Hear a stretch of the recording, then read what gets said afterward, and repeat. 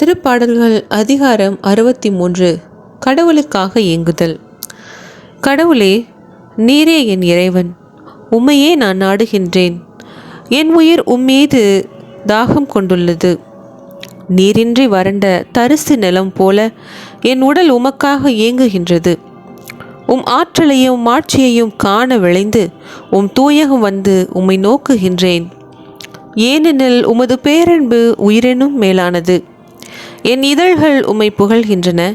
என் வாழ்க்கை முழுவதும் இவனுமே உம்மை போற்றுவேன். கைகூப்பி உமது பெயரை ஏத்துவேன்.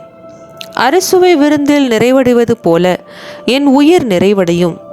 என் வாய் மகிழ்ச்சி மிகு இதழ்களால் உம்மை போற்றும்.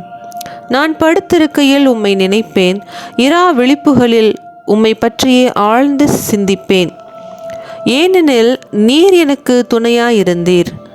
உம் ரெக்கைகளின் நிழலில் மகிழ்ந்து பாடுகின்றேன். நான் உம்மை உறுதியாக பற்றி கொண்டேன்.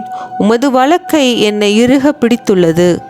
என்னை அழித்துவிட தேடுவோர் உலகின் ஆழத்திற்குள் செல்வர்.